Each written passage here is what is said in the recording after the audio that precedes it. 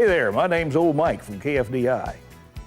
You know, whether you're a city kid or an old country cuss like me, if you live in Kansas, county fair is just one of those things that you might take for granted.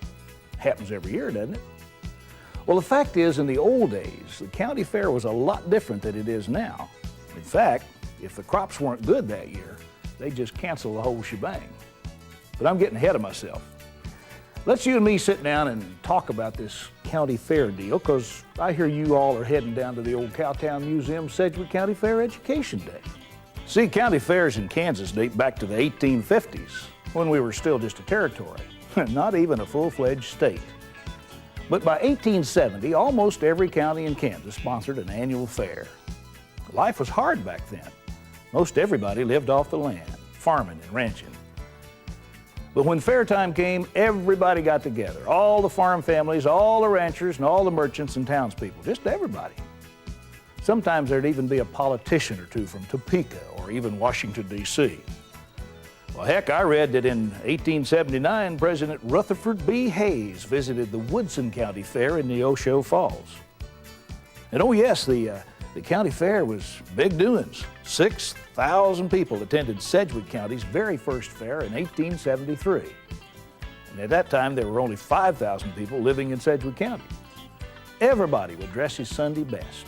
Families would pack a picnic, lunch, or you could treat yourself to a homemade meal prepared by civic-minded folks of Sedgwick County, raising money for some good cause. There'd be special games for the kids. There'd be sack races, three-legged races. They even had a beautiful baby contest. Folks knew how to have fun the simple way back in those days, but there was also a lot of serious business to be done at the Sedgwick County Fair. The community women put their homemaking skills to the test with competitions for the flakiest pies and the finest canned goods. Their best quilts and fancy needlework could be exhibited for all to see. But of course, agriculture was the main focus of the fair.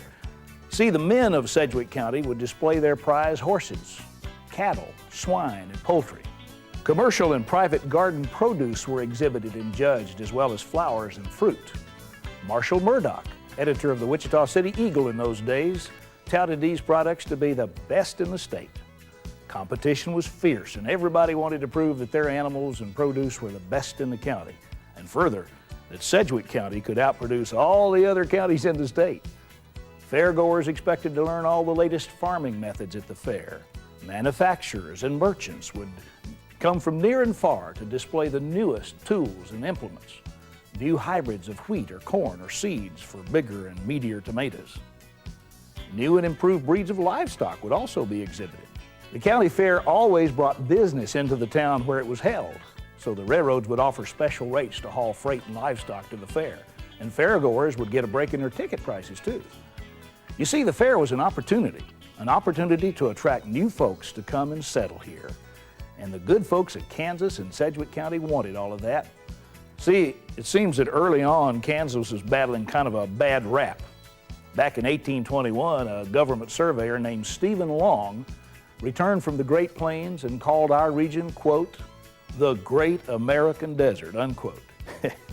Well, I want to tell you, that remark was repeated all throughout the East, and a whole lot of folks have believed it.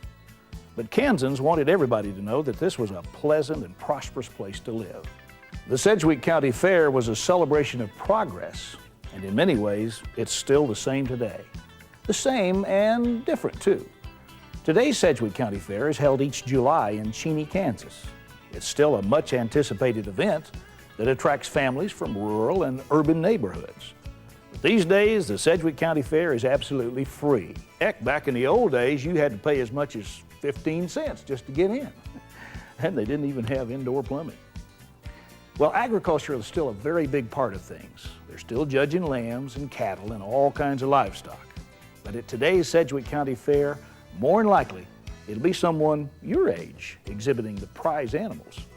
Blue ribbons are still awarded for canned goods and needlework, but the recipients may not be farm kids. It could be someone from your neighborhood who belongs to 4-H. See, the 4-H department of K-State Cooperative Extension Service has had an awful lot to do with how Kansas County fairs have changed over the last 150 years. The focus has shifted from the products and skills of the adults to the young people in their community and their accomplishments. And now the exhibits and activities include everything from entomology, that means bugs, to bronco busting and all sorts of things. And one thing's for certain, there's a wider variety of food at the county fair these days. Local restaurants will be serving up their best menu items, or you can get a home-cooked meal prepared by church volunteers. And just like in the old days, you can go to the Sedgwick County Fair in the morning and stay till way past dark and never be bored. There's the rodeo, the softball games, the pig races, ugly dog contests, the demolition derby. And don't forget about the carnival rides and games on the Midway.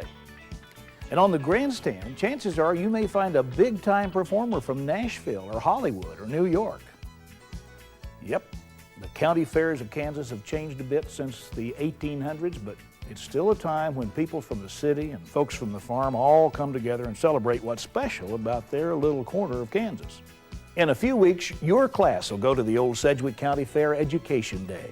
It's a special day just for kids, developed by Old Cowtown Museum and K-State Research and Extension. We don't have a time machine, but it's almost as good. We've recreated many of the sights and sounds of the 1870s so you can see and touch and hear the county fair as if you were a kid back in the old days. We've got contests for you to enter.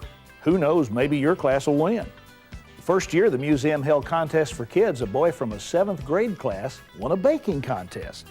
A 5th grade brother and sister won a textile contest, and a 2nd grade boy won the art contest.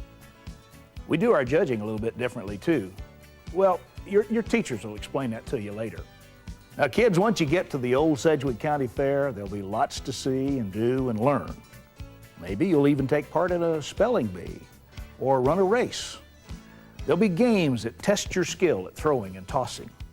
You'll see how molasses is made and watch the intricate work of quilting. The first fairs were about agriculture, and the old Sedgwick County Fair is too. There'll be animals for you to see and touch, sometimes. There'll be opportunities to grind wheat into flour, to shell the kernels of corn from the cob and grind them into cornmeal. There'll even be some old-time machines to operate.